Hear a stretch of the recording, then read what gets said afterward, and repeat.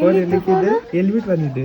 ಬೆಳಗ್ಗೆನೆ ನಮ್ಮ ಅಕ್ಕ ಫೋನ್ ಕಳ್ದಾಕೊಂಡ್ಬಿಟ್ಟಿದ್ಲು. ಫೋನ್ ಎಲ್ಲೇ ಅಂತ ಕೇಳಿದ್ರೆ ಚಾರ್ಜ್ ಹಾಕಿದ್ಲಂತೆ. ಚಾರ್ಜ್ ಚೆನ್ನಾಗಿ ಹಾಕಿದ್ಲು ಗಾಡಿಲಿ. ನಾವು ಗೊತ್ತಲ್ಲ ಒಳ್ಳೆ ಹುಡುಗರು, ಫೋನ್ ನ ಫ್ಲೈಟ್ ಮೋಡ್ಗೆ ಹಾಕ್ಬಿಟ್ಟು ಸ್ವಲ್ಪ ಫೋನಿನ ಬೆಲೆ ಗೊತ್ತಾಗ್ಲಿ ಅನ್ಬಿಟ್ಟು ಅವಳನ್ನ ಆಟ ಆಡಿಸ್ದೆ. ಆಮೇಲೆ ಫೋನ್ ಕೊಟ್ಬಿಟ್ಟು ಇವತ್ತು ಸಂಡೆ ಇತ್ತಲ್ಲ, ಸೊ ಅವಳ ಹತ್ರನೇ ಅಂಗಡಿ ಹತ್ರ ಡ್ರಾಪ್ ಹಾಕ್ಸ್ಕೊಂಡು ಹೋಗಿ ಅಂಗಡಿ ಶಟರ್ ಓಪನ್ ಮಾಡಿ ಅಂಗಡಿ ಎಲ್ಲ ಕ್ಲೀನ್ ಮಾಡಿ ಪೂಜೆ ಮಾಡಿ ನಾಷ್ಟ ಮಾಡೋಣ ಅಂತ ಕುತ್ಕೊಂಡೆ. ನಾಷ್ಟ ಮಾಡ್ತಿದ್ದಂಗೆ ನಮ್ ಕಸ್ಟಮರ್ ಒಬ್ರು ಎಂಟ್ರಿ ಕೊಟ್ರು. ಕಸ್ಟಮರ್ಗೆ ಬಟ್ಟೆ ತೋರಿಸಿದಂಗೆ ನನ್ನ ರೀಲ್ ಅಲ್ಲಿ ಹೇಳಿದನ್ನ ನಮ್ಮ ಅಣ್ಣ ಎದೆಗೆ ಹಾಕೊಂಡ್ಬಿಟ್ಟು ಇವತ್ತು ಹೀರೋ ತರ ಕಟಿಂಗ್ ಮಾಡ್ಸ್ಕೊಂಡ್ ಬಂದವನೆ. ಆಮೇಲೆ ನಾನು ಸ್ವಲ್ಪ ಆಚೆ ಹೋಗ್ಬೇಕಿತ್ತು, ನಮ್ಮ ಅಕ್ಕನ ಅಂಗಡಿಲಿ ಬಿಟ್ಟು ನಾನು ಆಚೆ ಹೊಟ್ಟೆ. ನಮ್ಮ ಅಡ್ಡದ ಹತ್ರ ಬಂದು ನೋಡ್ತೀನಿ, ನಮ್ಮರು ನಮಗೋಸ್ಕರ ಕಾಯ್ತಾ ಇದ್ರು. ಸೊ ನಾನ್ ತಿಂದ ಸ್ನಾಕ್ಸ್ ನೇ ಅವ್ರಿಗೂ ಸ್ವಲ್ಪ ಹಾಕ್ಬಿಟ್ಟು ಅಲ್ಲಿಂದ ರಿಟರ್ನ್ ಅಂಗಡಿ ಬಂದ್ರೆ ಇವರೆಲ್ಲ ಇಲ್ಲಿ ಫುಲ್ ಓದ್ಲ ಹೊಡ್ಕೊಂಡ್ ಕೂತವ್ರೆ. ಒಂದೊಂದು ಮುತ್ತು ಕಡೆ.